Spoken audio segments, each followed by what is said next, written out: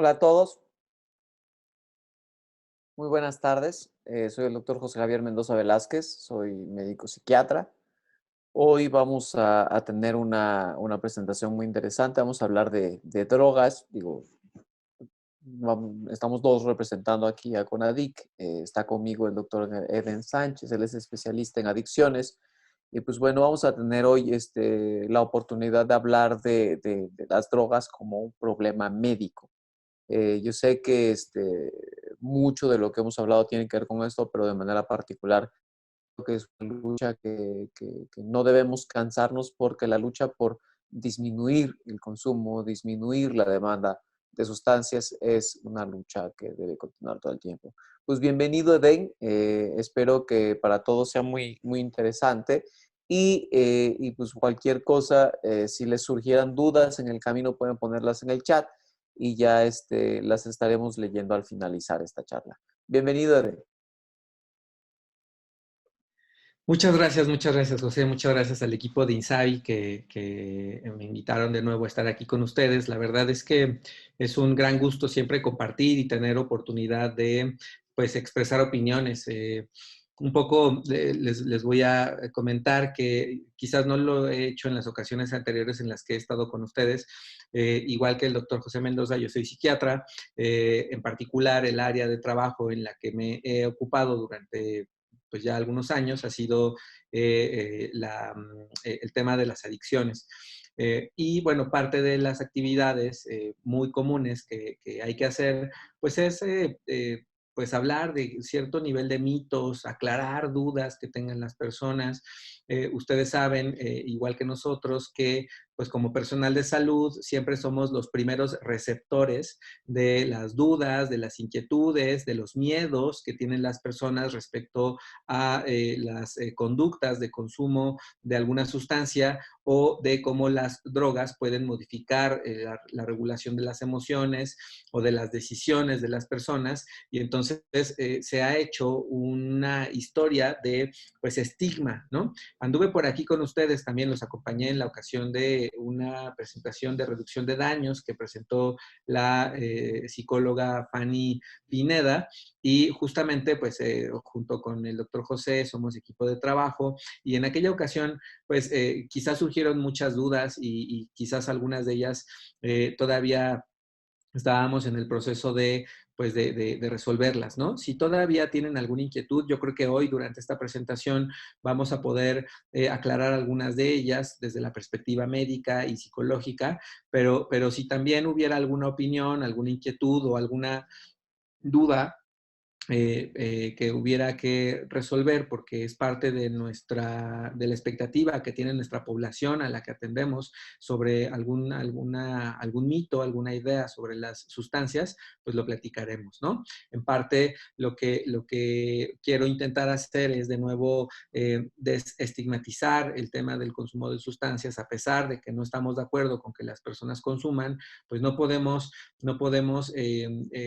vulnerar los derechos humanos de las personas solo porque de alguna manera nuestro perfil como profesionales de la salud pues esté alineado al no consumo. En este caso, igual que pues otros factores de riesgo, pues sí intentaríamos que las personas no consuman, si no consumen, pero también entender que el motivo de consumo de las sustancias no tiene que ver solamente con algún tema de vicio o de mala conducta o de pues, ser mala persona o etcétera, sino como un tema de salud que podemos atender pues con cierta eficacia si abordamos de una manera pues más empática, de una manera cercana, ¿no? Si me permiten hacer un paréntesis, cuando empezó la epidemia y de repente empezamos a ver dilemas entre la población sobre cómo manejar las cosas, pues parecía que había algún nivel pues de confrontación entre la población, entre los que usan cubrebocas y los que no usan cubrebocas, entre los que salen y los que no salen, y entre los que neciamente salen a los hospitales o los que neciamente no quieren ir a los hospitales. Y yo opino que si muchos temas de salud, no solamente temas de salud mental, que es pues el tema por el que estamos aquí, sino, y de adicciones, sino otros temas de salud, por ejemplo, las diabetes, las hipertensiones, la obesidad, temas de violencia y otros, los manejáramos con empatía respecto a la salud mental, quizás podríamos ganarle terreno a los efectos negativos que tiene la presencia de todas estas enfermedades. Entonces yo les diría que, bueno, hoy vamos a tener esta oportunidad de platicar de adicciones. Les pido que podamos mantener una conversación abierta. Ahorita ya vi que Olga tiene la mano levantada. Si quieres, Olga, cuando terminemos la presentación, te cedo la palabra, vas a ser la primera, te lo prometo. Y más adelante, pues hablaremos de todos los detalles que ustedes quieran compartir y tal, ¿de acuerdo? Entonces, pues ahora sí me voy a permitir compartir pantalla y pues empezaremos con la presentación en el lugar que le corresponde. Bueno, entonces, pues ya les mencionaba, soy Eden Sánchez, soy médico psiquiatra, especialista en adicciones, trabajo actualmente en la CONADIC y pues mi trabajo fundamental ha sido como clínico a lo largo de pues mis años después de la especialidad y pues actualmente trato de compartir alguna parte de estas experiencias en pues las tomas en la toma de decisiones que hacemos cotidianamente para atender a nuestros pacientes. Bueno, aquí hay que decir, hay que aclarar el motivo por el que nos preocupan las drogas. Fíjense, el otro día me consultaba un colega de la COFEPRIS que tenía que presentarle al comisionado Sbarch un tema de drogas de diseño, drogas sintéticas, sobre pues, qué son y cómo regularlas y cómo medir los efectos que puede tener estas drogas, ¿no? Y yo le decía, mira, pues un tipo de droga de diseño, pues son las metanfetaminas. Ustedes pueden ver aquí en la lista de las sustancias, esto es una tabla que aparece, un cuadro que aparece en la encuesta nacional de consumo de drogas, alcohol y tabaco respecto a las tendencias de consumo de drogas alguna vez en la población entre 12 y 65 años. Es decir, pues prácticamente toda la población, excepto niños y niñas, ¿no? Y aquí ven a las metanfetaminas, que es la única droga sintética en esa categoría que aparece en esta lista. Y aquí en la parte de 2016, ustedes pueden ver que en el total de la población, aquí vemos total, en el total de la población representan el 0.9% de la población abierta entre 12 y 65 años que alguna vez han probado esta sustancia. Y aparte de estas drogas de diseño, de estas drogas sintéticas, pues hay otras que tienen prevalencias todavía más inferiores. Por ejemplo, el MDMA, por ejemplo, otro tipo de estimulantes tipo anfetamínico, incluso el LSD, o por ejemplo, algunas otras que incluso se conocen internacionalmente, pero ni llegan a México, ¿no? Por ejemplo, el PCP o polvo de ángel, penicilina se llama el nombre químico, o por ejemplo que son muy escasamente distribuidas en México, aunque empiezan a haber casos de carfentanil o fentanil que no se prepara como producto de uso médico, sino se prepara de manera ilegal, de manera paralela. De todos modos, por ejemplo, muchas de esas tienen una representación todavía menor, al 0.9%. En parte, ¿por qué nos preocupan las drogas? Porque sí hay otras, aparte de las drogas de diseño, que tienen una representación más alta en la población. Ustedes pueden ver aquí a la marihuana y a la cocaína, que tiene un porcentaje de cambio en la población total de 8.6% total, ¿no? Pero si lo dividimos, entre hombres y mujeres, podemos notar que las prevalencias tienen un cambio significativo, por eso tienen aquí el asterisco que marca que hubo un cambio entre el 2011 y el 2016 y cambió en los hombres de 10.6 a 14 y en el caso de las mujeres de 1.6 a 3.7% de la población. ¿Qué significa? Que, bueno, hay una diferencia por género, ¿de acuerdo? Por sexo en este caso, más bien, y hay otra diferencia en cuanto a, pues, la diferencia de la etapa en la que se hizo esta encuesta, del 2011 al 2016, de tal manera que lo que podemos ver, si ustedes también hacen un zoom a las prevalencias en general, pues por ejemplo también vemos que los inhalables aumentaron 0.2% de 0.9 a 1.1, por ejemplo, y hay otras que se mantuvieron con una significancia, bueno, un valor semejante, ¿no? De 0.2 a 0.2 de heroína, por ejemplo, ¿no? Y entonces, bueno, ¿por qué nos preocupan? Nos preocupan porque hay una alta representación. En la experiencia les diría que también, por ejemplo, colega de la COFEPRIS que me preguntaba por el tema de las drogas de diseño, me dijo, bueno, pues si uno intenta medir, por ejemplo, el porcentaje de personas que han utilizado metanfetaminas, que son el 0.9, pues, y lo trata de hacer como representativo de la población en general, pues sí nos salen millones de personas que han utilizado metanfetaminas. Y dijo él que tienen adicción a las metanfetaminas. Y le dije yo, tranquilo, tranquilo, porque una cosa es que hayan consumido metanfetaminas alguna vez y otra cosa es que tengan adicción a las metanfetaminas, ¿no? Son cosas diferentes de las que vamos a hablar en un momento, ¿de acuerdo? Entonces, una parte que es como un mensaje entre líneas en esta parte de la conversación, es decir, que no todas las personas que han consumido alguna vez alguna droga tienen alguna adicción, ¿de acuerdo? Habrá drogas que puedan tener una potencia más alta, unas que tienen potencia más baja, y también habrán personas que tengan más sensibilidad y otras que tengan menos sensibilidad, y cuando hay pues un empalme entre la potencia y la vulnerabilidad, entonces se da una adicción. Pero si también las personas tienen baja vulnerabilidad y consumen una droga de baja potencia, pero lo hacen por el tiempo suficiente, pues eventualmente también podrán tener una adicción. Sin embargo, pues no necesariamente se va a llegar a ese nivel de riesgo, ¿sale? Bueno, en este caso, por ejemplo, yo les diría, a ver, ¿qué debemos saber sobre la adicción a las sustancias? Hay muchas personas que no necesariamente comprenden el por qué o cómo las personas usan drogas y desarrollan una adicción. A veces las personas pensamos que tiene que ver con un tema de pues una conducta, y que si uno sabe que hay cosas que está bien y cosas que está mal hacer, pues uno preferiría que las cosas que está mal, pues que no las hagamos, ¿no? O que si alguien sabe que no se deben hacer y las hacen, pues significaría, como dice aquí, que les falta voluntad.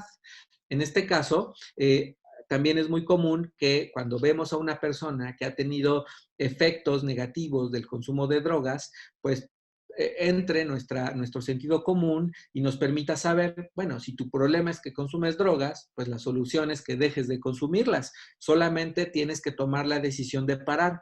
Sin embargo, cuando interrogamos, cuando tratamos de tener cuando tratamos de tener un nivel de comprensión sobre los motivos que hacen que una persona consuma, pues podemos identificar que dejar de consumir es más complejo que solamente tomar una decisión voluntariamente. A veces hay factores médicos, factores psicológicos, factores psicosociales, factores socioeconómicos que pueden influir sobre la capacidad de una persona de dejar de consumir alguna droga.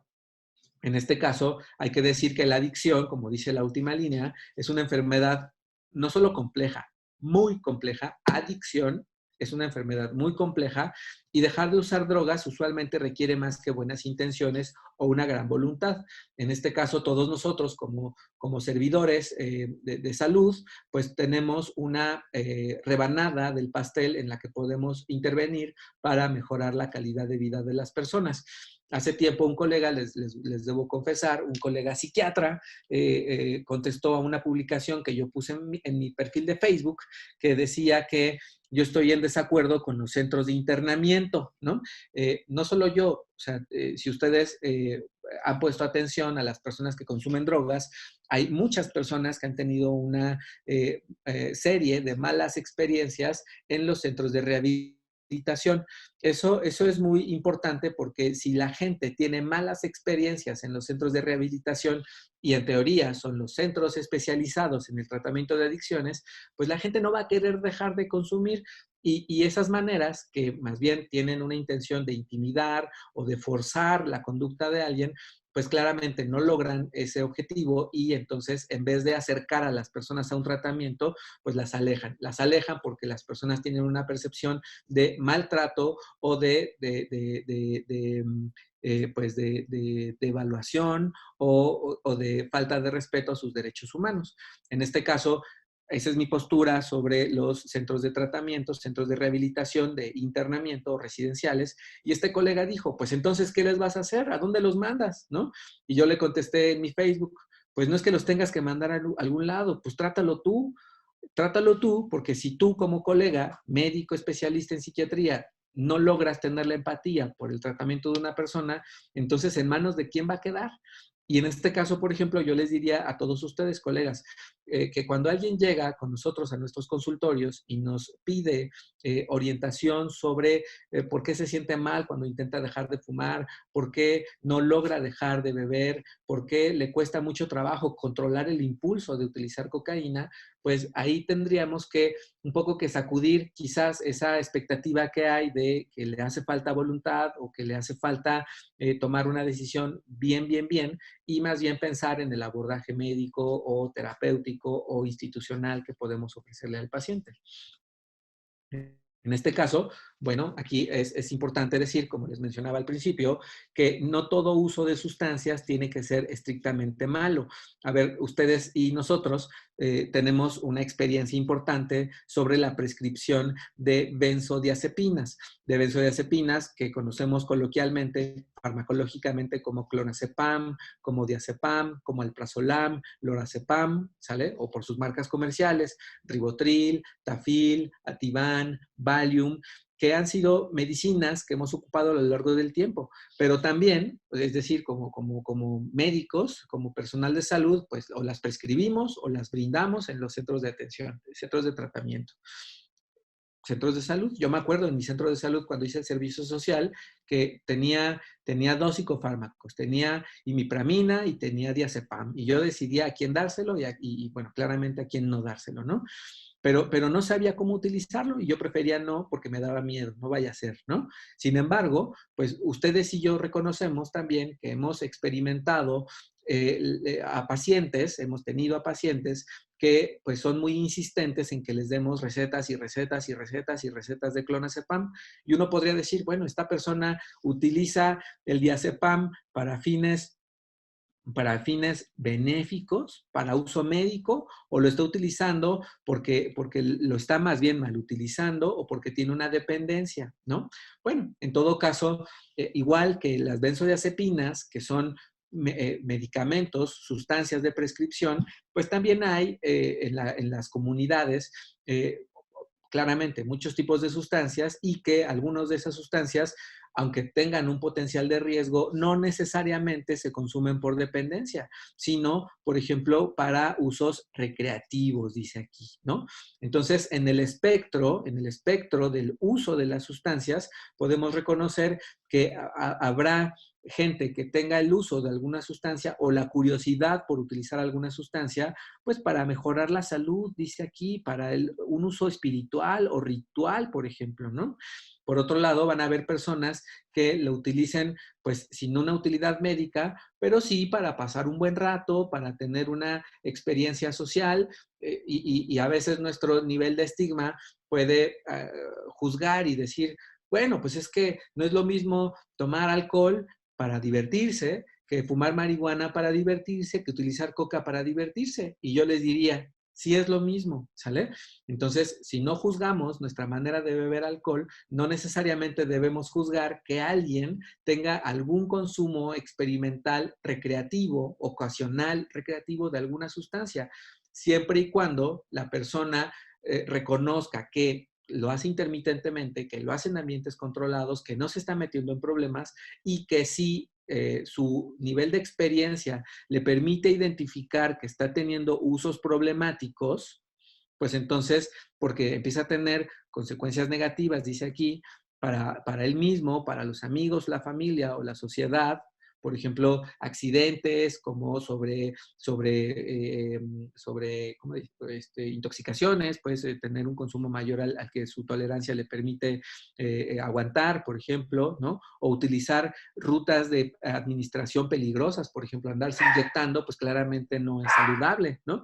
En todo caso, tendríamos que identificar como clínicos si la persona está utilizando alguna sustancia para fines benéficos o poco a poco ha ido progresando en el espectro de uso hasta llegar a un consumo problemático. Entonces, en parte tendríamos, durante la entrevista con nuestras personas, con nuestros pacientes, tendríamos que identificar o buscar cuáles son los motivos por los que las personas buscan el efecto de las sustancias. Y yo puse ahí, ¿por qué buscamos? Hablo en plural y me incluyo y los incluyo, colegas, porque porque no se trata solamente de pensar con cierto nivel de juicio que las personas que consumen drogas son las que están allá afuera, ¿no? No, estamos aquí, todos nosotros, ¿no? Es común que cuando le preguntamos a alguien que tiene un consumo de sustancias y le proponemos, bueno, ¿por qué no intentas cambiar de ambiente? Por ahí seguro puede ser que te encuentres a personas alrededor de ti que convivan contigo, que no necesariamente se den las malas pasadas que tú te has dado durante este tiempo, ¿no? Y la gente podrá contestar, uy, doctor, ¿cómo cree? Pues toda la gente con la que yo convivo, toda consume sustancias. Bueno, yo les preguntaría, tratando de ser pues más o menos sinceros, no tienen que levantar la mano, no tienen que abrir sus micrófonos, si se pueden identificar con alguna de estas propuestas. Fíjense. Dice aquí, ¿por qué buscamos el efecto de las sustancias? En primer lugar, porque una sustancia puede ayudarnos a sentir un efecto de placer. Por ejemplo, esa primera etapa del efecto del alcohol, de cuando empezamos a sentirnos happy, como decimos las personas, ¿no? Es decir, nos desinhibimos, nos ponemos bailadores, nos ponemos platicones, nos ponemos seductores, nos ponemos en una etapa muy cálida de comportamiento, ¿sale? Por ejemplo, para algunas personas, el efecto alucinatorio del LSD o el efecto empatogénico que genera empatía del MDMA puede ser un efecto de placer. Y entonces las personas tienen derecho, en todo caso, ¿no? a tener esa experiencia y decir, pues a mí me gusta sentir el efecto positivo que me da el tabaco, el alcohol, la marihuana y cualquiera de las demás sustancias. El segundo punto dice aquí que hay personas que pueden buscar el efecto de las sustancias para aliviar un malestar emocional o psicológico. Esto quizás tenga que ver con las rutinas, por ejemplo, de haber emblemas de nuestra sociedad, como por ejemplo Chabela Vargas o José Alfredo Jiménez, ¿no? Que pues en su bohemia artística pues en parte el dolor, el malestar emocional les permitía también ensamblarse con su talento y cantaban muy bien y componían muy bien y todo, pero bueno, también le entraban durísimo a las sustancias, ¿no? Igual que los jazzistas americanos, igual que algunos otros tipos de personas emblemáticas de nuestra sociedad. Y esos son emblemas, pues, macro, pero si también, por ejemplo, tratamos de a ver, yo ayer platicaba con una paciente en la tarde que me decía que tiene ahorita mismo 26 años, está terminando de estudiar medicina y sus problemas de consumo de alcohol y de cocaína empezaron a los 13 años cuando descubrió en una USB que le prestó su papá fotografías de su papá con otra familia, ¿no? Y entonces ella en la reacción emocional de o sea, meto la USB a mi computadora para guardar un archivo que necesito llevar a imprimir al café internet y cuando veo el USB, tómala, aparecen las fotografías del papá con alguien más, ¿no? Y entonces, pues se lleva la pésima sorpresa, la muy mala sorpresa, y entonces empieza a reaccionar con conductas paradójicas, porque había sido hasta ese momento buena estudiante, buena hija, dócil, amigable, adaptable, etcétera, y empieza a tener consumo de alcohol y cocaína que pues la llevaron hasta la fecha a buscar tratamiento, ¿no? En este caso, ese malestar emocional o psicológico, no necesariamente un diagnóstico de depresión o de ansiedad, sino pues un sentimiento como este de deuda, de insatisfacción, de aflicción, de no saber cómo manejar las emociones puede hacer que las personas identifiquen que el efecto de una sustancia alivia ese malestar, ¿sale?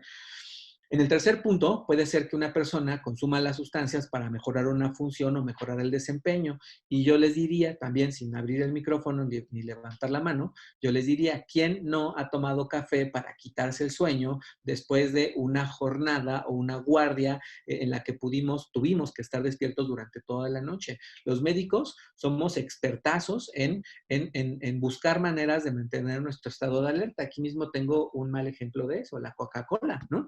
Y también, pues habrá personas que tienen por ahí, por ejemplo, el hábito de fumar o yo me acuerdo, trabajé en una etapa de mi vida en el Instituto Nacional de Psiquiatría y eran mis vecinos, el Instituto Nacional de Rehabilitación, y uno de mis pacientes tenía un negocio de burritos enfrente del hospital y decía que aparte de ofrecer burritos, pues en el traspatio de su local de burritos, los médicos del Instituto de Rehabilitación iban a utilizar cocaína, ¿no?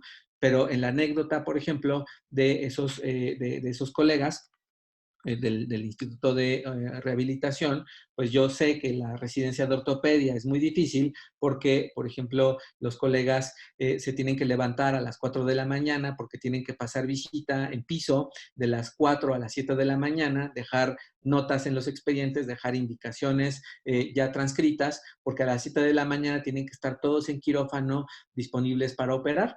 Entonces, pues si sus jornadas de trabajo empiezan a las 4 de la mañana, pues claramente va a haber cierto nivel de desgaste que motive el consumo de una sustancia. En este caso, pues para mejorar la función o el desempeño. El ejemplo de los médicos, perdonen la arrogancia por explicarlo así, pero también funciona, por ejemplo, para los veladores que tienen que estar cuidando, los guardias de noche, vigilantes, policías, también los operadores de camión, de transporte, que tienen que hacer trayectos largos de noche y entonces pueden sentir que les gana el sueño y en todo caso eso puede hacer que tengan una búsqueda más o menos regular de estimulantes como anfetaminas, ¿de acuerdo? Y finalmente, el tema del consumo por integración social o sentimientos de pertenencia. Esto quiere decir pues, que a menudo pasa, por ejemplo, en población joven, en población pues pues con otro nivel de madurez y de apreciación social, ¿no? Sin embargo, pues a todos nos ha pasado que pues hemos tenido dificultades para decir que no a algún estímulo, pues porque nos da pena decir que no. Yo el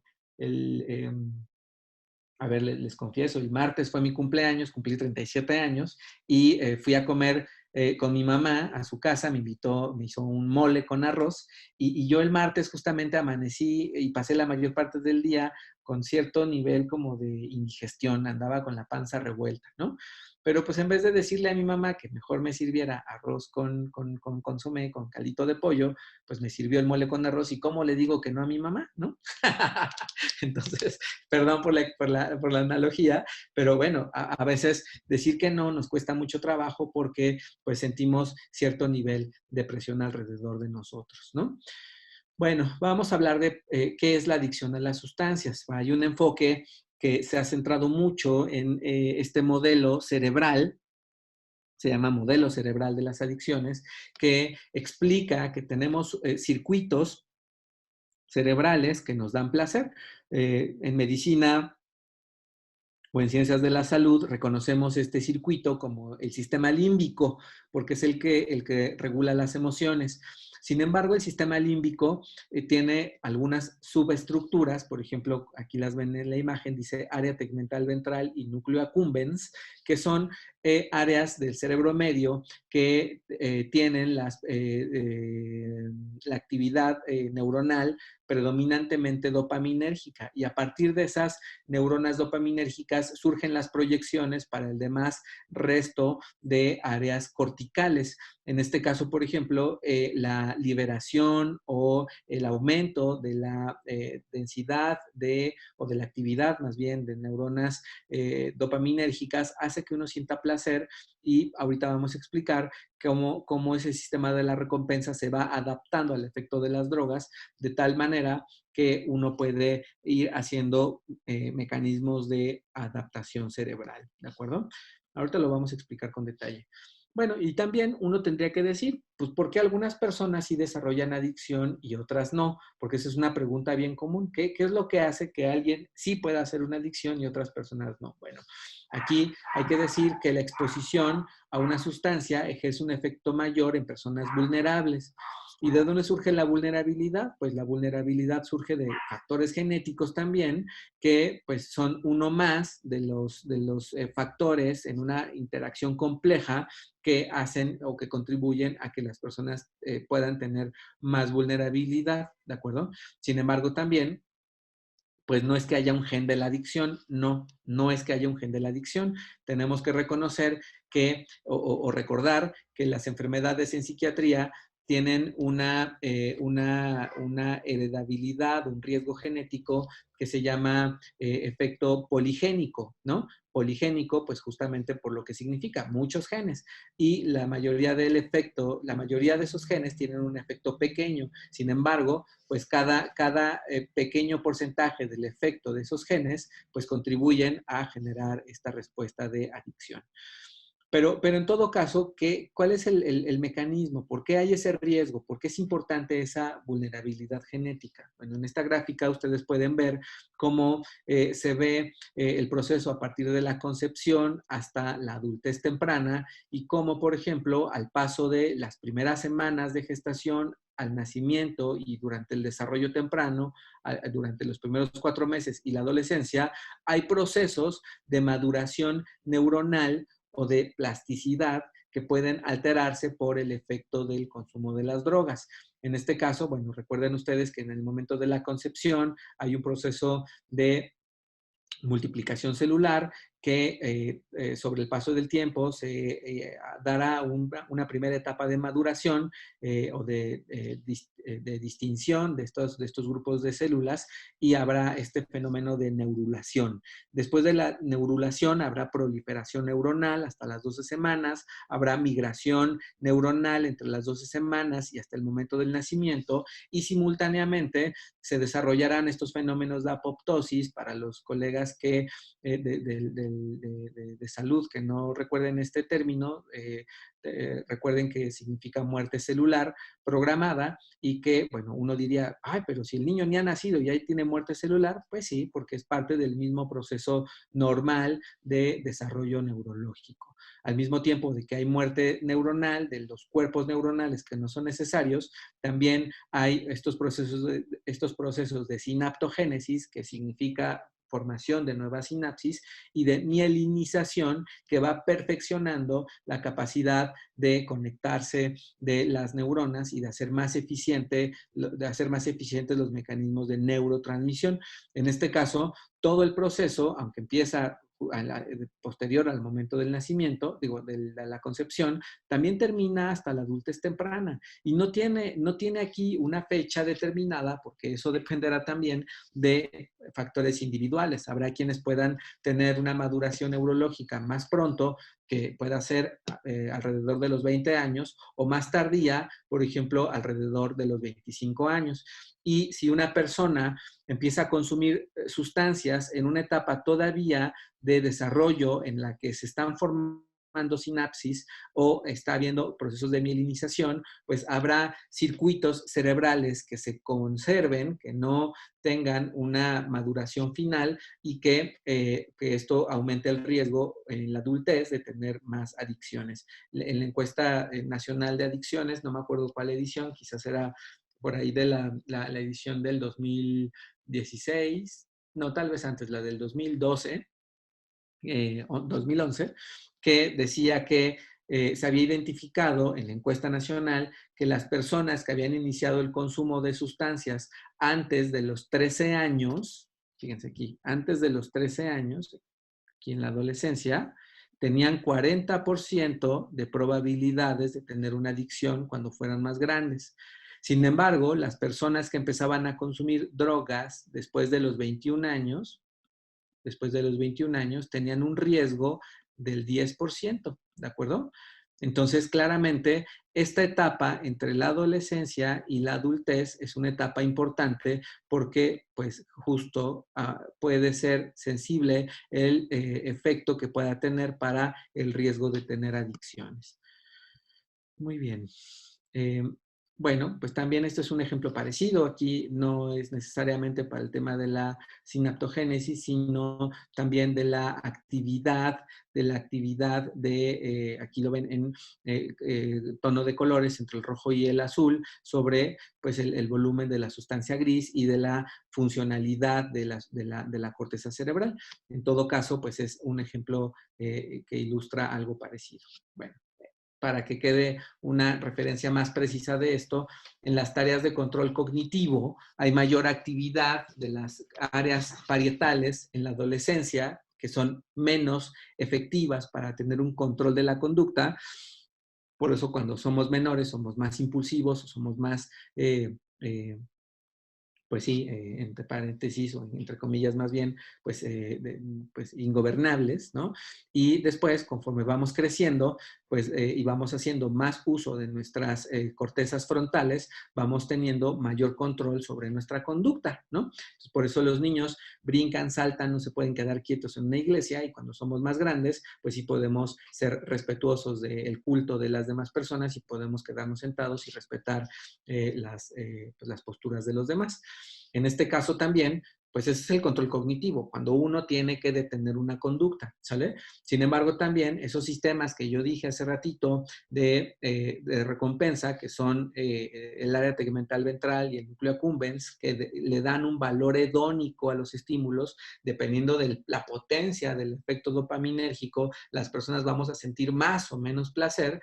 Bueno, en el caso de la recompensa, pues también el valor de la recompensa dependerá de valores propios y las influencias sociales, que también se siente tomar un producto ultra endulzado como una Coca-Cola, que también se va a sentir el uso del tabaco, que tan potente va a ser el efecto de una cocaína, y bueno, eso tendrá que ver justo con la influencia social, el objetivo personal y los riesgos. ¿Cuánto puede una persona asociar el valor de la recompensa con otro tipo de factores alrededor del consumo?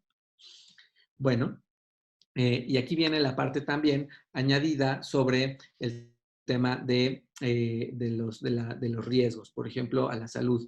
En este caso es una tabla o una gráfica que nos permite identificar, por ejemplo, dos factores importantes del consumo de drogas. Una es la cantidad, ¿de acuerdo? Y otra es la forma de uso de la sustancia. Por ejemplo, como dice la línea aquí, dependiendo de la forma de uso de una sustancia, genera diferentes daños al cuerpo. ¿Qué significa? Si una persona fuma, ustedes lo saben bien, pues la mayor probabilidad de riesgo pues va a ser que la persona se enferme de las vías respiratorias o que alguien que bebe alcohol, pues que se enferme de los órganos del tubo digestivo, por ejemplo, el páncreas o gastritis, esofagitis o el hígado, ¿sale? Sin embargo, también dependiendo de la cantidad, puede generar factores cerebrales o cambios cerebrales que se corresponderían con la dependencia y no solo con el daño o la toxicidad al cuerpo, ¿de acuerdo?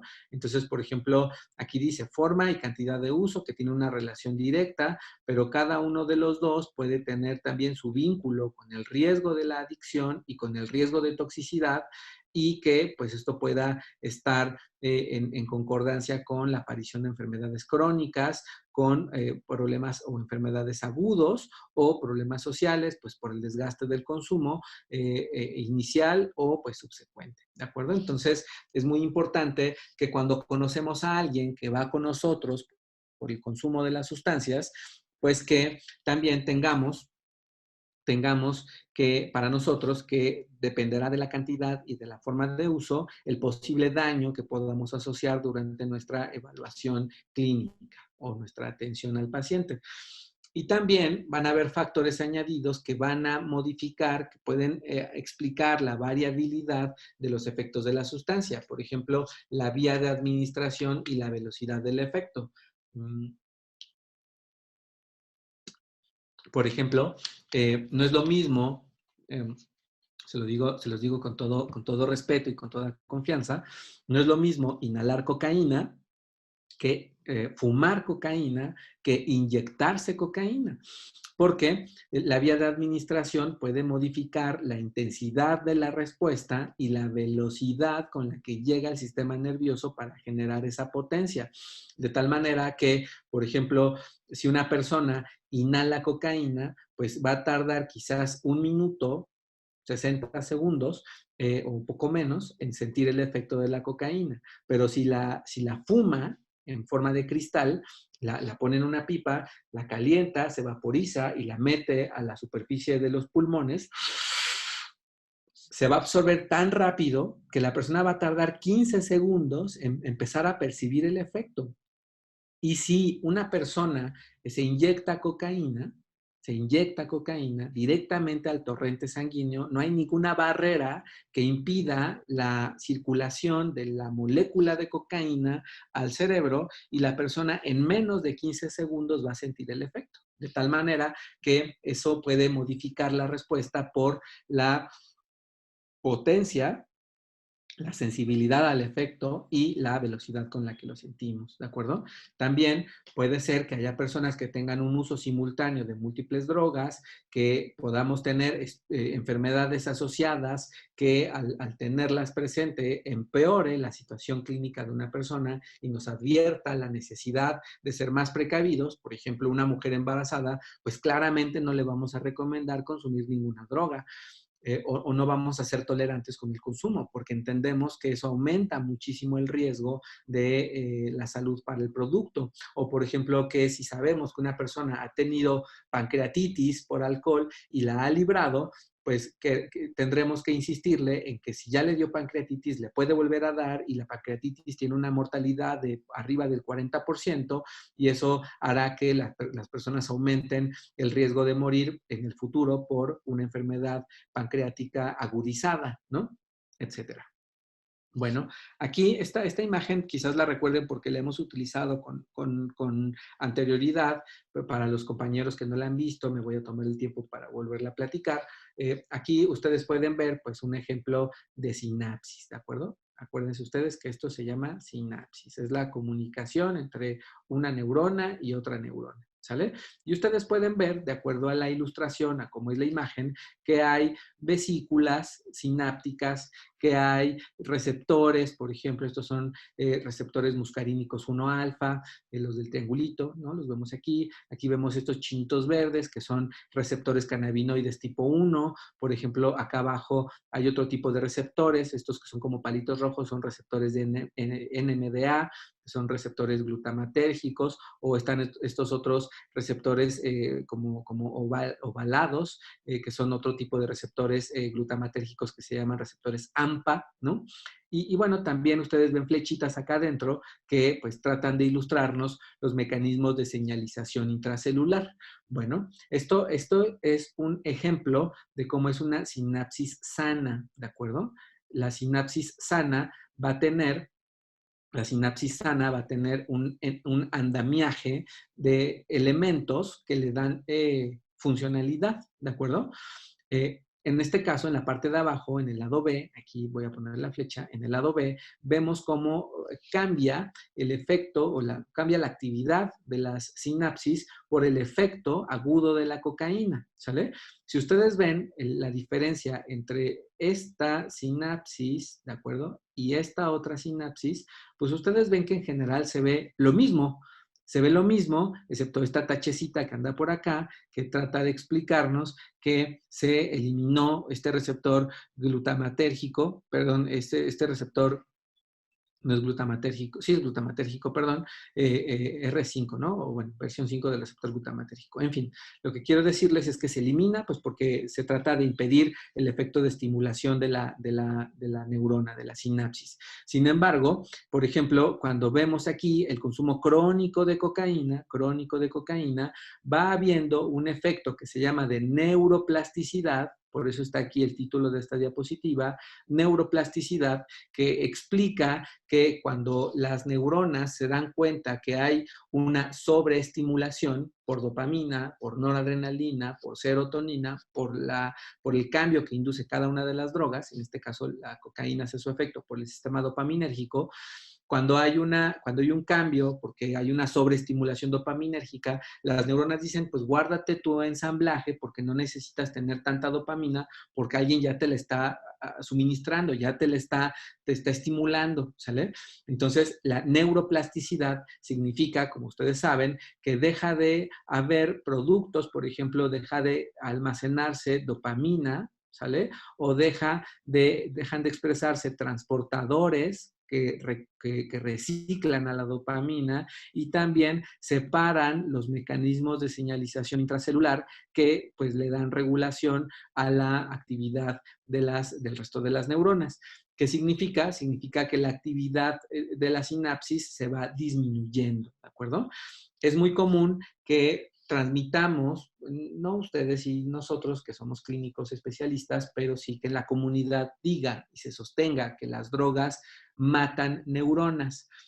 Técnicamente, técnicamente, las únicas 3 sustancias que son neurotóxicas son el alcohol, los inhalables y las benzodiazepinas, ¿sale? El alcohol, los inhalables y las benzodiazepinas. Todas las demás drogas, la mayoría de las demás drogas, inducen predominantemente un efecto de neuroplasticidad. ¿Qué es esto? Es un cambio en la actividad de la sinapsis esto es como pregunta del libro, pregunta de examen, perdón.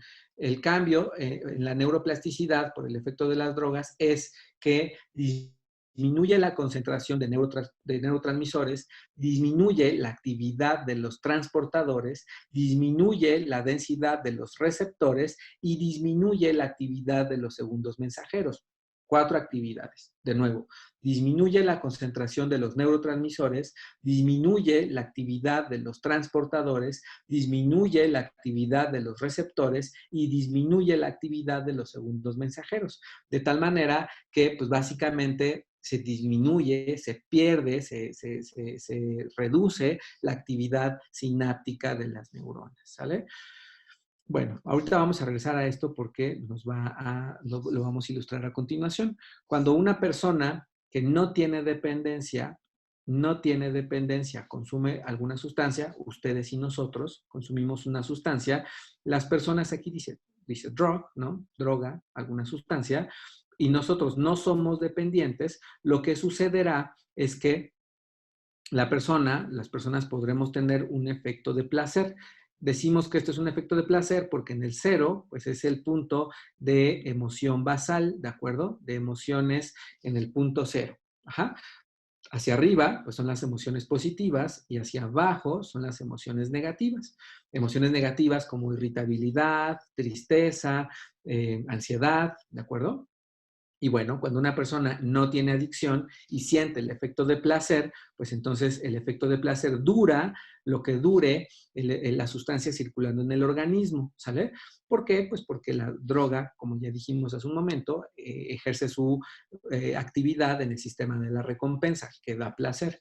Sin embargo, cuando una persona tiene adicción o dependencia, los cambios que mencionamos aquí, estos cambios que dijimos que son producidos por el efecto crónico de la sustancia, estos cambios hacen que la regulación emocional de las personas no esté en 0, sino en un punto hacia el lado negativo. Le llamamos punto de recompensa alostático. Recuerden ustedes que la alostasis es un punto de recompensa, un punto de equilibrio adaptado, no es homeostasis, que es el equilibrio original. Alostasis es un punto de equilibrio adaptado.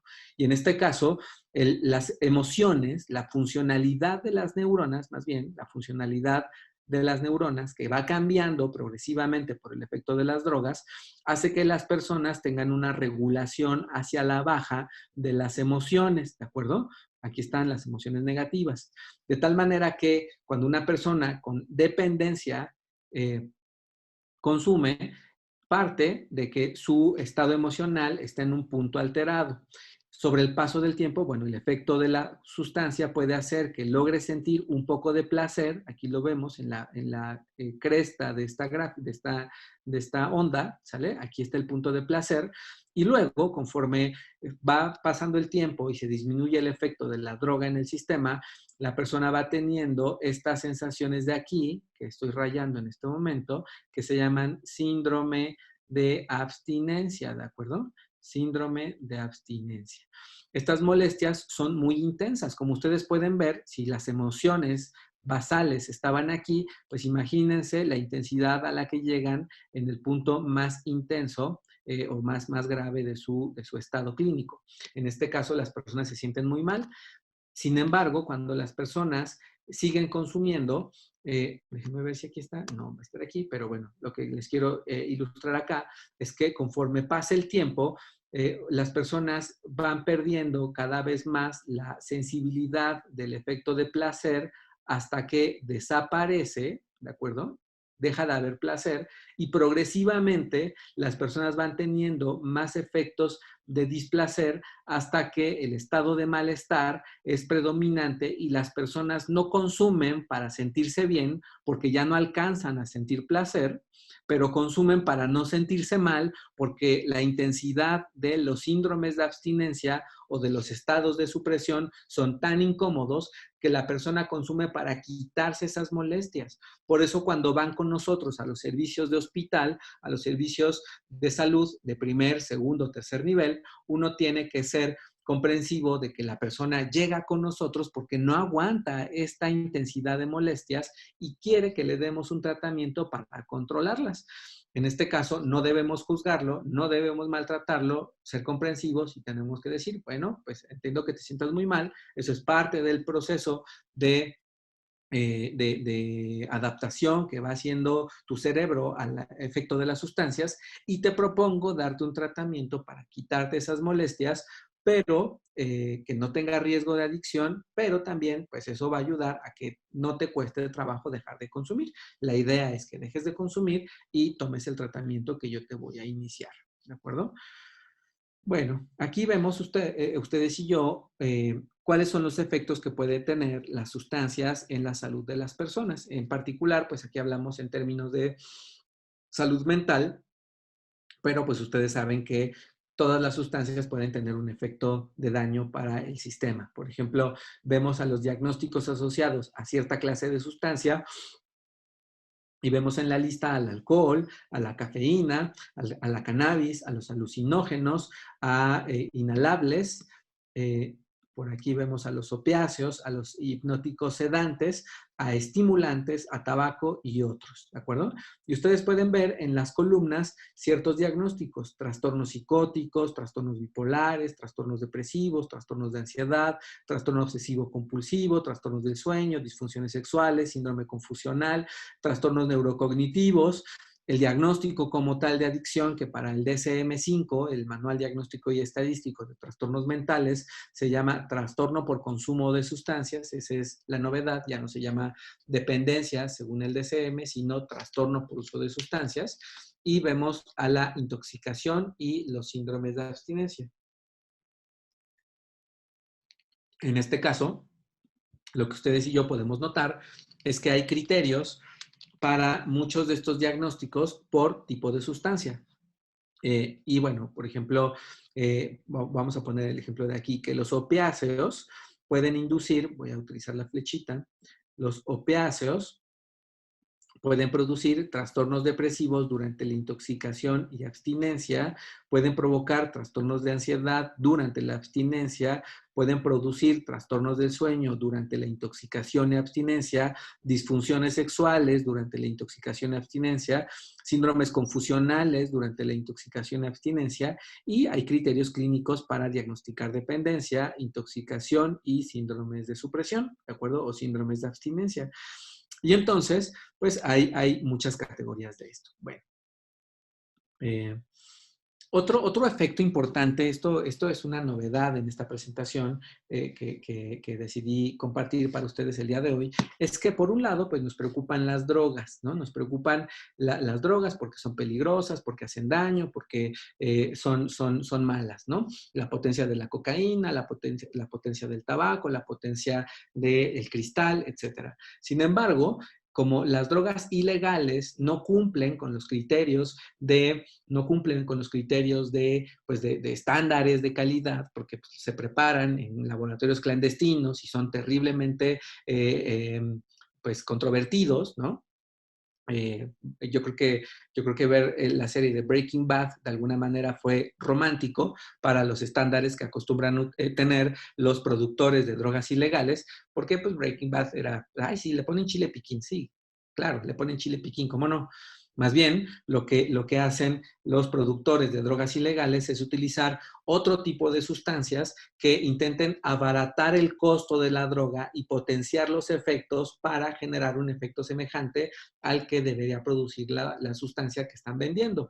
En este caso, la adulteración de las drogas puede cambiar constantemente con una reducción proporcional de la pureza y algunos adulterantes están asociados con el riesgo de sobredosis. Por ejemplo, ahorita lo vamos a ver en el caso de la heroína y la adulteración con carfentanil, ¿de acuerdo? Entonces puede inducir riesgo de sobredosis y muerte por envenenamiento agudo, que están asociados justamente a las complicaciones por el uso crónico. No es la cocaína pura lo que hace daño, son los otros 80 componentes, por decirlo barato, los otros 80 componentes que tiene la cocaína, que son el 95% del polvito blanco que están poniendo las personas en su nariz.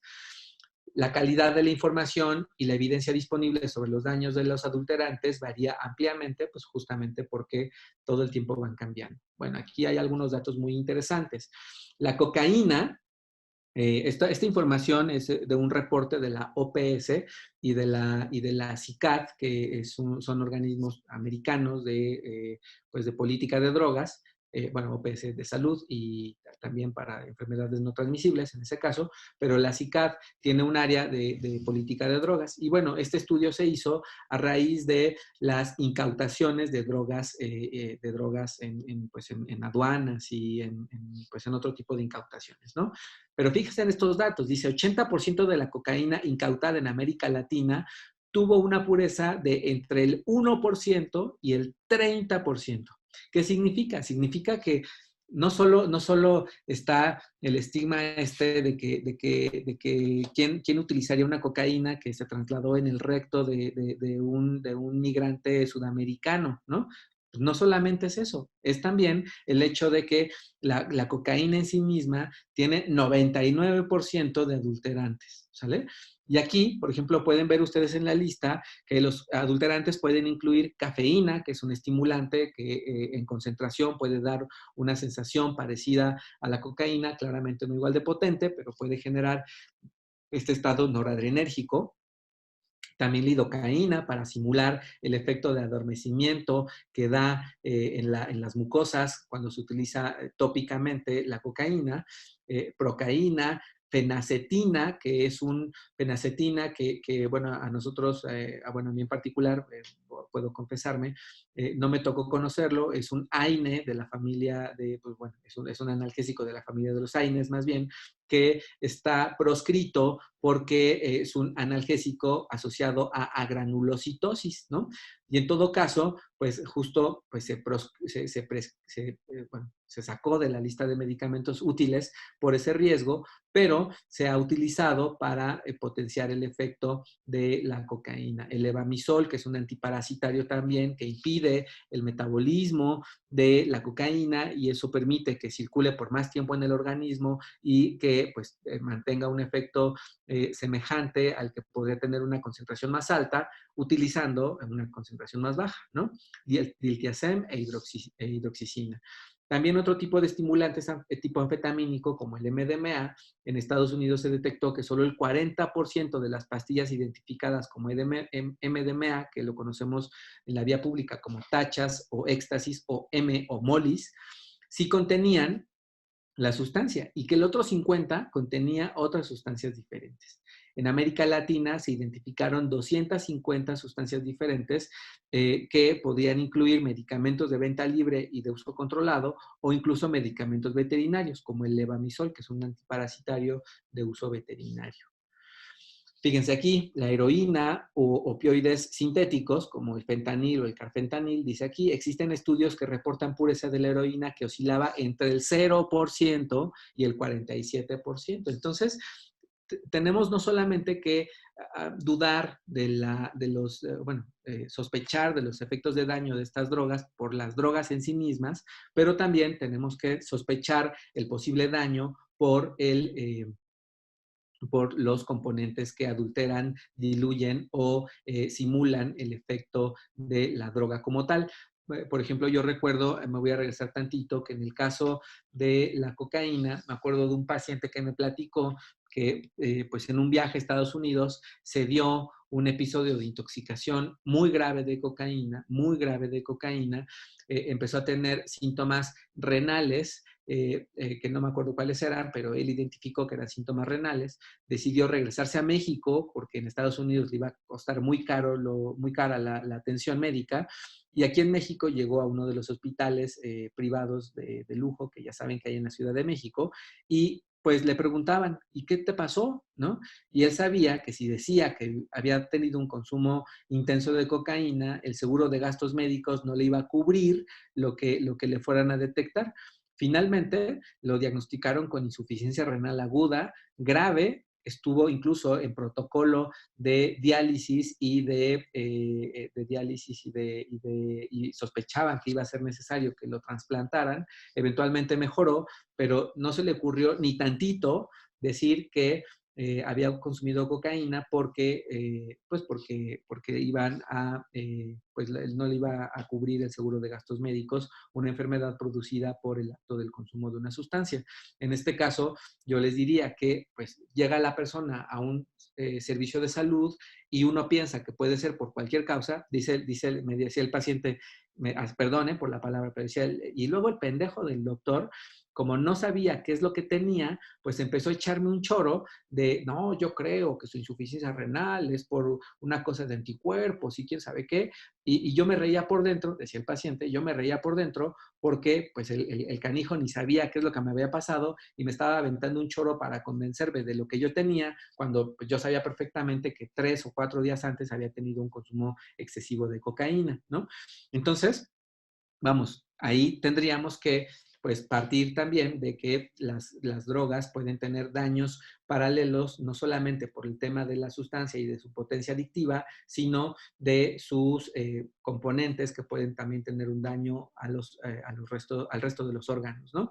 Por ejemplo, aquí dice, ¿no? La heroína disponible en las calles es frecuentemente adulterada con fentanilo u otros derivados, como el carfentanil, y esto implica que aumente gradualmente la tasa de muertes por sobredosis porque las personas piensan que están utilizando heroína, que es la que tiene la potencia que están acostumbrados a sentir, pero cuando tienen fentanil o carfentanil, que es 1000 o 40,000 veces más potente uno que el otro, pues entonces, bueno, que la morfina, van a hacer que haya una potencia mucho más alta y un riesgo de intoxicación más grave. En el caso de la cannabis, ustedes pueden ver aquí, la cannabis puede ser adulterada, la planta, para incrementar el efecto del THC, del tetrahidrocannabinol, y así enmascarar la potencia, así como para reducir efectos no deseados. Existe evidencia de adulteración con tabaco, agentes anticolinérgicos como plantas del género Datura y colinérgicos como el Acorus calamus. El LSD se han reportado casos de intoxicaciones graves por nuevas sustancias psicoactivas del tipo de las feniletilaminas, que son drogas sintéticas que tienen o pertenecen justamente a esta familia, que tienen un efecto estimulante y que pues las personas utilizan el LSD pensando que van a tener un efecto alucinatorio, y al tener el famoso 2CB, el 2CB o 2CB, que pertenece a estas feniletilaminas, pues tienen un efecto de excitación o de estimulación que los pone en una situación delicada. Los casos de sobredosis por estas sustancias muestran manifestaciones clínicas como agitación, confusión, midriasis, hipertermia, taquicardia, hipertensión arterial, convulsiones, rhabdomiólisis, daño hepático y daño renal, ¿no? Y muy bien, pues con esto termino la presentación, y más bien pues ahora estoy atento a las dudas y preguntas. Por aquí sigo viendo que Olga Sánchez tiene por ahí o ha levantado su mano, y me gustaría también aportar a las dudas que tenga todavía y la de todos. Muchas gracias, Eden. No sé si hay alguna pregunta en el chat. Igual, si alguien quiere abrir su micrófono, pues bueno, ahora sí ya es el momento para que podamos abrir el micrófono. Pues bueno, dejo aquí las preguntas, si es que hay preguntas en el chat con mis compañeros de ahí del INSABI, Luis, Jess. Así es, doctor Mendoza. Aquí tenemos ya una pregunta de Jesús. Él pregunta, ¿qué si los poppers se consideran drogas? Sí, así es. Los poppers se consideran sustancias de abuso. Tienen, fíjense, los poppers son nitratos y nitrilos que justamente funcionan como vasodilatadores. En realidad, son sustancias de abuso, más no estrictamente adictivas, porque lo que hacen estos nitratos es, como todos los vasodilatadores, como la nitroglicerina, es vasodilatar. En particular, lo que ha hecho que se consuman en una parte, pues ha sido que relajan el músculo liso y que, bueno, se hicieron populares en los años 70 y 80 porque permitían tener actividad sexual por penetración anal con más facilidad que sin el efecto de la sustancia. Sin embargo, también al identificar el efecto de vasodilatación, pues potencian el efecto de rush, de efecto de potenciación de las drogas, y aunque no son drogas adictivas, no son más bien no son sustancias adictivas, sí son sustancias de abuso porque pueden combinarse con algunos tipos de conductas de consumo de sustancias, de combinación y potenciar el efecto. Entonces, aunque no están en las listas, como vimos hace un momento en el DCM, no están en las listas de drogas de abuso, bueno, más bien de drogas psicoactivas o de sustancias psicoactivas, sí son sustancias de abuso por el empleo que se les puede dar. Sí, muchas gracias, doctor. También tenemos otra pregunta. Buenas tardes, muchas gracias por su presentación. Doctor, ¿podría explicar, por favor, por qué en el caso de las personas con adicción al alcohol suelen ser muy frecuentes las recaídas y parece que este es un ciclo que no termina?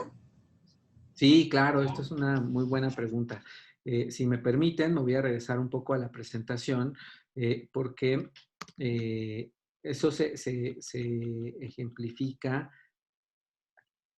Perdón, aquí está. Eso se ejemplifica con esta gráfica. A ver, el motivo por el que las personas tienen recaídas es por dos fenómenos. A ver, el primero, dijimos que cuando una persona no tiene adicción, su estado de regulación emocional está en un punto basal, en un punto cero.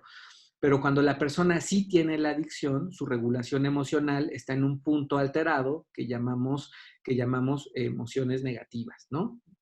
Ansiedad, enojo o irritabilidad, por ejemplo, tensión, desesperación, ¿sale? Y entonces este estado de emocionalidad que tienen las personas no se recupera. Es un estado que es producto de la neuroplasticidad, como lo dijimos hace ratito. En esta presentación no incluí la segunda imagen, que es la consecuente a esta, pero en la medida en la que una persona tiene consumos continuos de la sustancia, sus puntos de regulación emocional van siendo cada vez más bajos. Por eso aquí hay un cero doble prima, ¿no? Porque la siguiente gráfica tenía un cerito y los dos corchetes. Bueno, y entonces cada vez, en la medida en la que una persona va teniendo el consumo recurrente de la sustancia, sus puntos de regulación emocional van siendo cada vez más bajos. De tal manera que si una persona está sintiendo malestares, dijimos, hasta este punto, voy a ponerlo aquí, la persona puede decir, oh, ya me siento muy mal, voy a volver a consumir para volver a sentir el efecto. Y entonces la persona consume, siente un poquito el efecto, pasa el tiempo y se vuelve a perder, ¿sale? Pero cuando la persona llega a sentir puntos de emocionalidad negativa cada vez más bajos, pues vuelve a consumir y alcanza, quizás puede ser que alcance a sentir un poco de efecto, pero se vuelve a bajar. Y entonces vuelve a sentirse mal, vuelve a consumir y vuelve a bajar y vuelve a consumir porque se siente muy mal, se revierte un poco las molestias y vuelve a bajar, y por eso se hace la gráfica que vemos acá de este lado. La persona recae por dos motivos, porque la emocionalidad y los síntomas de supresión son cada vez más intensos y más desagradables, ¿sale? De tal manera que la persona va teniendo esto que llamamos aprendizaje por condicionamiento, y para que una persona aprenda, pues tiene que haber este reforzador de sentir placer y lo sigo haciendo, o sentir placer, es decir, siento placer y sigo consumiendo, o siento displacer, el efecto de la sustancia me la quita y sigo consumiendo para quitarme el displacer. Eso es condicionamiento, ¿sale? Esa es una parte de la recaída. Y también hay otro síntoma que se llama craving. Lo estoy poniendo en la pantalla. Craving. El craving es un anglicismo, la palabra crave en inglés significa anhelo. Y el anhelo, en este caso el craving, se refiere al deseo intenso por querer consumir. Cuando los clínicos preguntamos por el antojo de consumir en una persona con adicción, a veces nos parece sencillo, me voy a regresar a la cámara porque quiero explicárselos aquí mismo, a veces se nos hace sencillo decir o preguntarle a la persona, oiga, ¿a usted le da antojo de consumir? Y las personas dicen, sí, sí, tengo antojo. Pero no es lo mismo tener antojo por tomarse una coca dulce, ¿de acuerdo? Que puede ser o no electiva, a sentir tensión o sentir desesperación por querer consumir. A ver, yo siempre explico esto así en otro tipo de sesiones, también académicas como esta. Todos hemos estado en el tráfico y todos hemos tenido prisa. Cuando uno va en el tráfico y va en un semáforo, en un crucero, y de repente va lento y vamos avanzando a vuelta de rueda, decimos, ¿no? Y de repente vemos el semáforo en verde y adelante de nosotros va un coche que va, pues, avanzando con la misma velocidad de nosotros, pero ya llegando al punto del semáforo en el que podemos cruzar y el semáforo se pone en amarillo, la luz del semáforo se pone en amarillo y el coche de delante de nosotros no se pasa, estando en amarillo, uno dice, tengo prisa, llevo media hora aquí en el crucero. ¿Qué dice uno? Uno puede decir, quiero pasarme el pinche semáforo, ¿no? Avanza, acelera, ¿no? Y de repente el coche de adelante se frena. ¿Qué sentimos? ¿Qué sienten ustedes? La verdad, hasta donde yo lo he podido experimentar y estoy seguro que ustedes también, porque lo he platicado en otro tipo de conversaciones abiertas, la mayoría de nosotros sentimos enojo, sentimos frustración, todo el mundo diríamos, tengo prisa, cabrón, acelera, ¿no?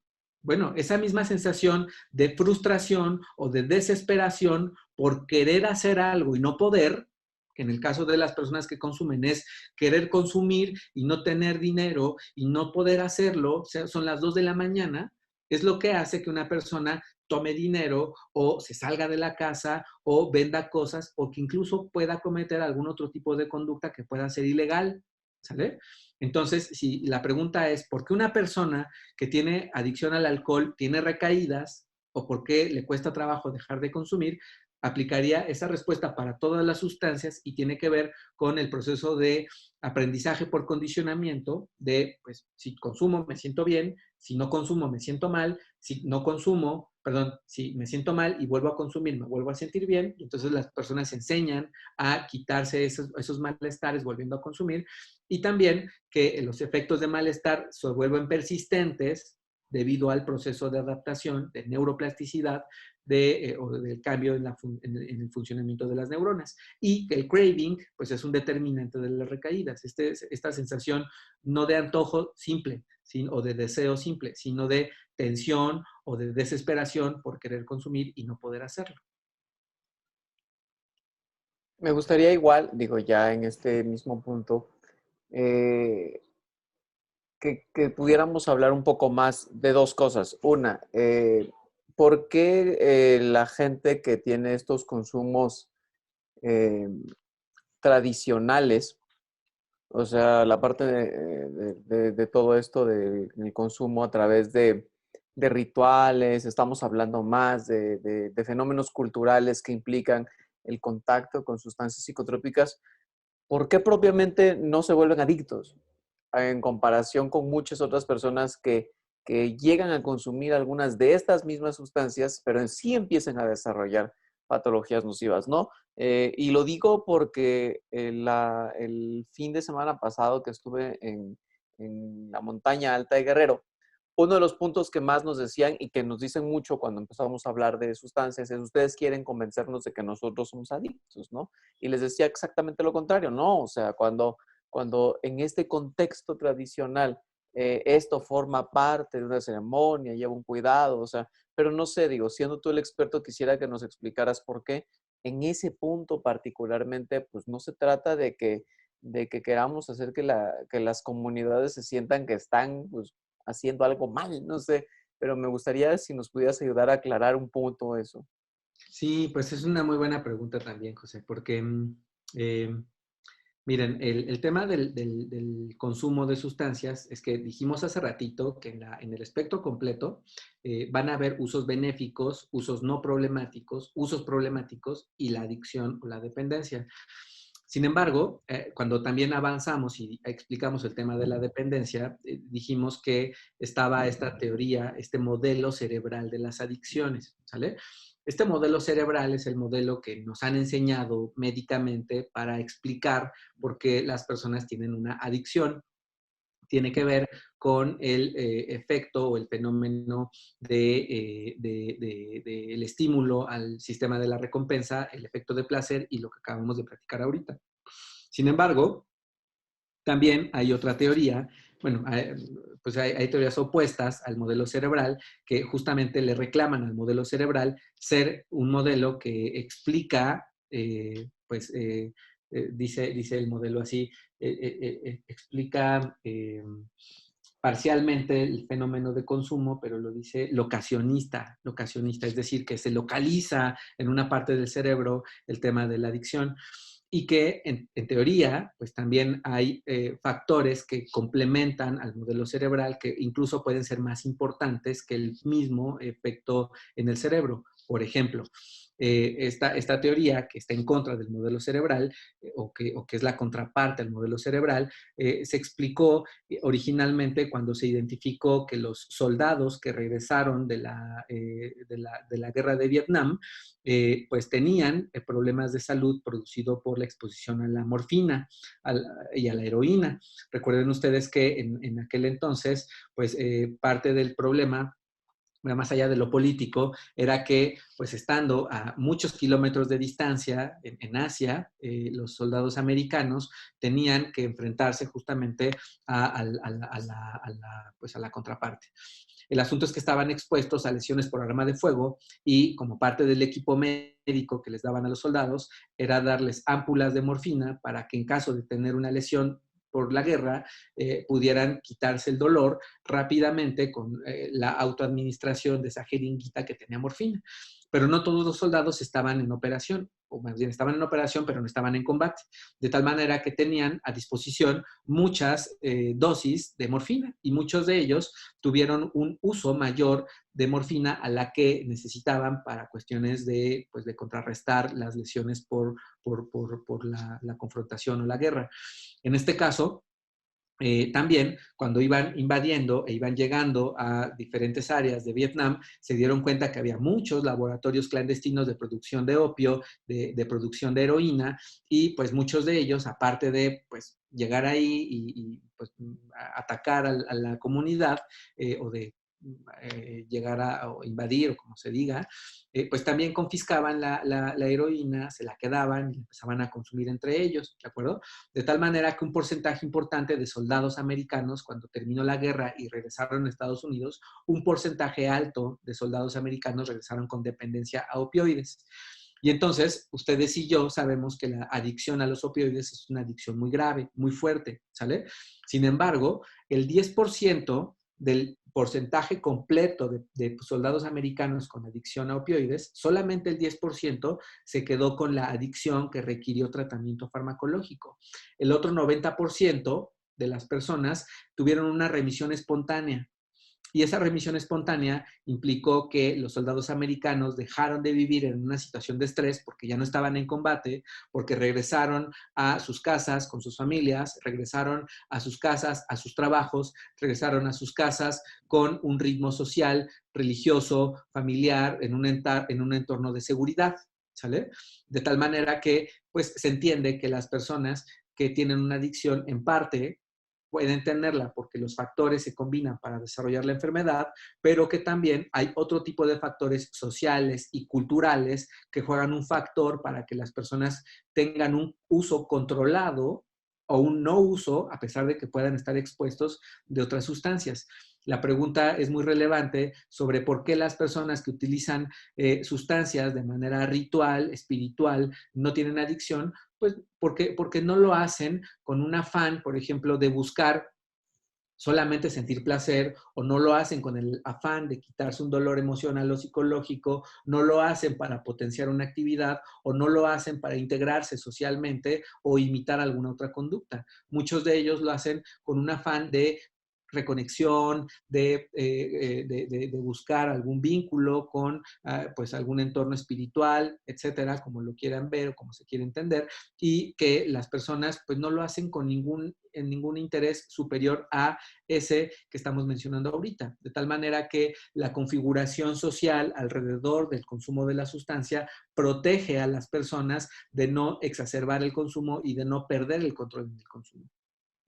Muy bien, y nada más por último, me gustaría que también a veces en la mente de la gente de inicio está los modelos ambulatorios no funcionan.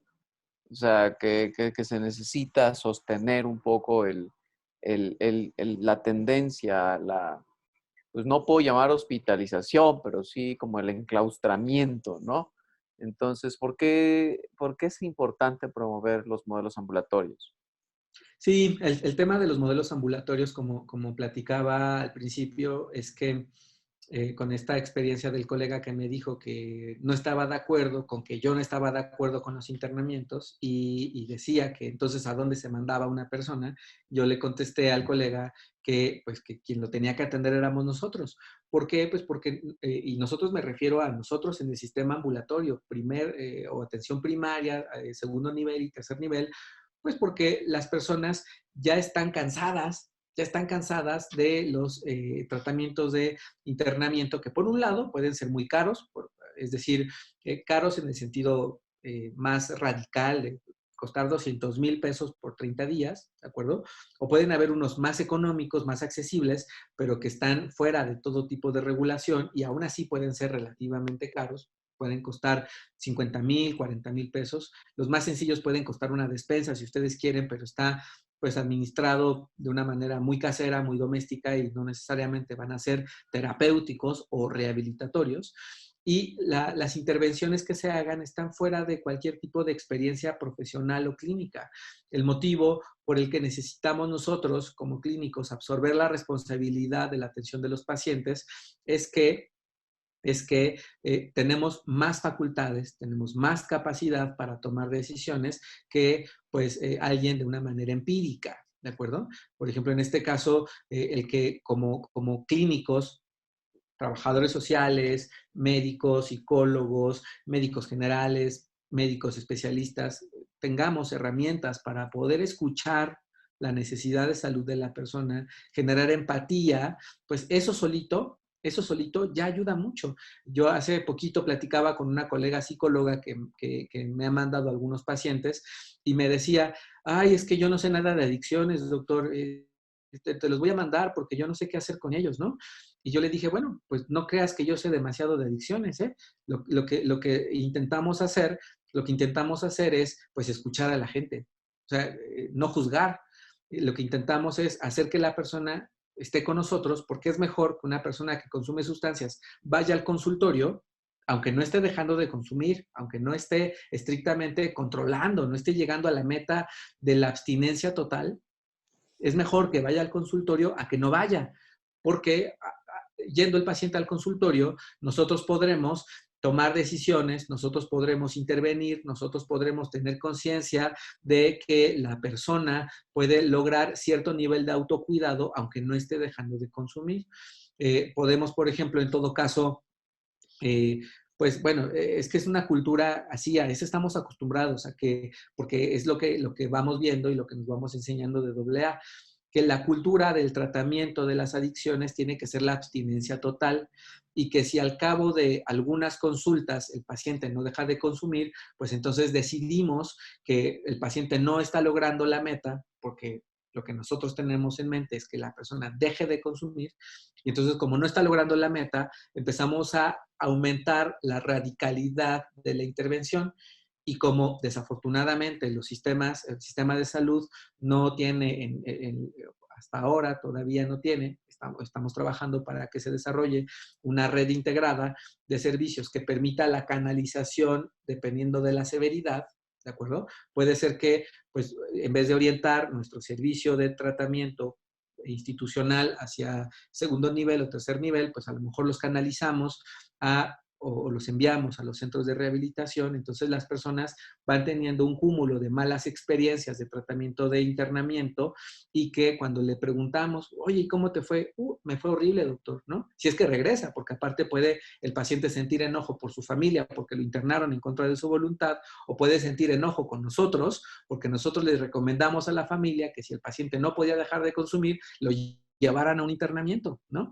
En todo caso, para nosotros es mejor absorber esa responsabilidad del tratamiento de las personas, porque seguramente, así ténganlo presente, colegas, seguramente nuestra formación como área clínica, como área profesional, en todas las disciplinas que trabajamos en conjunto, tenemos mucha más capacidad para comprender estos factores médicos que alguien de una manera empírica, ¿sale? Entonces, si hubiera que privilegiar entre mandar a alguien a un servicio externo de internamiento a tenerlo con nosotros, es mejor tenerlo con nosotros. Nuestra meta, sí, en parte será que la persona deje de consumir, pero no podemos esperar que funcione inmediatamente, y tenemos que hacer un trabajo continuo de motivación para que la persona, llegado el momento adecuado, logre tener la visión más clara y hacer las maniobras que necesite hacer para dejar de consumir.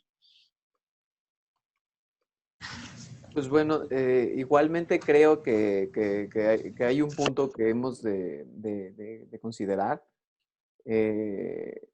Siempre va a haber o sea, como bien mencionabas, el punto de que nuestro fin sí es que la gente deje de consumir. O sea, sería lo que nosotros tenemos como ideal, pero nosotros como servidores creo que a veces nos tenemos que enfrentar a las personas que consumen y no rechazar a las personas que consumen, ¿no? Y esto es un punto que lejos de que exista un punto de justificación, uno de los puntos más importantes es esto, ¿no? El que busquemos la comprensión para poder alcanzar una forma de tratamiento más correcta. También creo que hay una confusión continua entre el uso de sustancias, las conductas delictivas. Bueno, las conductas delictivas ocurren independientemente del consumo de sustancias. Esto no se trata de ver que también toda aquella persona que consume sustancias está inminentemente relacionada a la conducta delictiva. El internamiento no necesariamente tiene que ver con una resolución de la conducta delictiva. En realidad no tiene que ver. Y si alguien comete una conducta delictiva, pues bueno, creo que la conducta delictiva tiene otros elementos para ser perseguida. El tratamiento no es parte de esto, ¿no?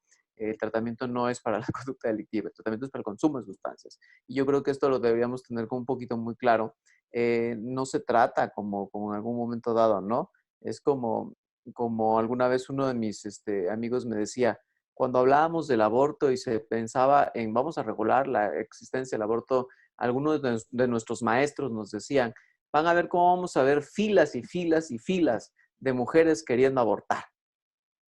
Y quisiera que ustedes me mandaran una foto o algún punto en donde hemos visualizado este caos que ocurre porque hay filas y filas y filas de personas queriendo abortar. Esto es un miedo inherente que tenemos ante la regulación porque creemos que ante la regulación se va a perder el control. Yo creo que hemos de darnos una oportunidad clara en el hecho de que no estamos tratando de pensar que ojalá un día todo el mundo consuma. No, ojalá esto no pase, ¿no? Pero nuestro fin es el hecho de que para acercarnos a las personas que consumen, no podemos acercarnos a partir del rechazo y el estigma. Tenemos que entender que ahí detrás de todo esto hay una persona que está muchas veces, pues no sé, tenemos que acercarnos a estas causas de consumo, a estas determinantes sociales, a estas determinantes biológicas, a todos estos elementos como profesionales. Entonces, igual, no sé si tú quisieras comentar algún punto sobre esto porque, pues bueno, creo que vale la pena nada más dejar clara que la posición en general de la salud pública no es que la gente consuma, es que no haya daños relacionados al consumo. Sí, sí, justo me gustaría ampliar la conversación. A ver, por ejemplo, yo les diría, que para fines prácticos, todas las drogas, para los clínicos que nos dedicamos al tratamiento de adicciones, todas las drogas representan el mismo riesgo. No importa si es tabaco, si es alcohol, si es marihuana, si es cocaína, si es cristal, si es piedra, si son hongos, si es peyote, si son speedballs, si son semillas del ermitaño, no importa, todas implican el mismo riesgo. Para nosotras todas son igual de peligrosas. Estoy de acuerdo con Aurora y estoy de acuerdo con el doctor José. El asunto es que no nos preocupamos por las drogas, nos preocupamos por las personas, porque si nos preocupamos por la regulación de las emociones de las personas, si nos preocupamos por la búsqueda de los efectos de la sustancia de las personas, si nos preocupamos por la potenciación de sus capacidades o nos preocupamos por qué están imitando, por qué tienen una sensación de búsqueda de pertenencia y de alguna manera explicamos a las personas con más solidez los argumentos de por qué es mejor tener un estilo de vida saludable. Es como la tortilla al revés, ¿no? No buscamos decirle a las personas, las drogas destruyen, no, Satanás, no. Buscamos decirle a las personas que el estilo de vida que pueden llevar es un estilo de vida saludable, un estilo de vida en el que potenciemos sus factores de protección, logremos manejar los factores de riesgo, logremos ver que una persona se sienta productiva, se sienta integrada, se sienta relevante. Recuerden el concepto de salud mental, seguramente en todas estas charlas ha sido reiterativo el concepto de salud mental de la OMS, que dice que aparte de tener salud y no solamente ausencia de enfermedades, también es que la persona sea productiva para él, sea productiva para su sociedad, que aporte, que resuelva problemas, ¿no? En este caso, por ejemplo, si una persona tiene en esos estados de no salud mental o de deuda para llegar a la salud mental, factores de riesgo para consumir, no nos preocupamos que existan drogas en la comunidad. Nos preocupamos porque la persona se sienta suficientemente empoderada en salud mental para que no sea necesario buscar las drogas. En la medida en la que una persona se sienta completa, integral, aunque haya no cocaína, no solamente marihuana regulada, cocaína regulada, éxtasis regulado, cristal regulado, va a haber mucho menos probabilidad de que las personas tengan riesgos. Por ejemplo, a ver, se los menciono directamente y lo pueden ver en internet y pueden buscar información en evidencia científica. En Portugal tienen una política de drogas regulada, tienen una política de drogas que no prohíbe las drogas. ¿Sale? Pero la cantidad de personas que se mueren al año por sobredosificación de drogas es una persona al año, más o menos, ¿no? Una persona al año. ¿Qué significa? Significa que en Portugal y en países en donde la política de regulación de drogas es, pues ahí van a estar, ahí han estado. La marihuana se conoce de millones de años. La planta eritroxilón coca, de la que se obtiene la cocaína, también ha estado en Sudamérica desde hace miles de años, ¿no? Bueno, ahí están, son partes de la naturaleza, los hongos, el peyote, el opio, ahí han estado. El asunto es que nosotros, como cultura, como sociedad, como especie, también tenemos que aspirar a que nuestro nivel de regulación del pensamiento, regulación de las emociones y regulación de la conducta se mantenga en un balance que nos permita tener una ejecución estable de la vida, que a veces podamos consumir. Yo les mencionaba, a ver, que el otro día me decía un paciente a mí, doctor, ¿y usted cree que podría tomarme una copa de alcohol de vez en cuando? Y yo le decía, bueno, o sea, nunca ningún doctor, así se lo dije, y lo sostengo, nunca ningún doctor te va a decir que sí puedes fumar, tomar o consumir cualquier droga, porque todo mundo asumimos que no es sano consumir sustancias, ¿sale? Pero si tú me preguntas si es sano tomarte una Coca-Cola o no, pues ¿tú qué dirías? A ver, contéstame tú, ¿es sano que yo me tome una Coca-Cola? Pues seguramente vas a pensar que no, por el exceso de azúcar, ¿no? Pues sí, pero no es lo mismo tomarme una Coca-Cola una vez a la semana o una vez cada 2 semanas a tomarme 3 litros de Coca-Cola todos los días. En este caso, por ejemplo, no es que justifiquemos a las personas por el consumo, es que tratamos de ser comprensivos por los factores que hacen que una persona consuma sustancias y nos concentremos en eso y no necesariamente en satanizar el tema de las sustancias, porque ahí van, ahí han estado y ahí van a estar. Pues muchas gracias a todos por sus participaciones, comentarios. Es importante que tengamos un diálogo abierto sobre estos puntos porque como bien mencionaba también en el chat Aurora, pues todavía hay mucho tabú y todavía hay mucho miedo a hablar de esto. Hay que hablar porque somos profesionales, hay que hablar porque es más importante tener mucha herramienta de razón de nuestra parte como profesionales para poder decir por qué queremos que algo se haga, ¿no? Entonces, te agradezco mucho, Eden. Muchas gracias a todos por estar aquí.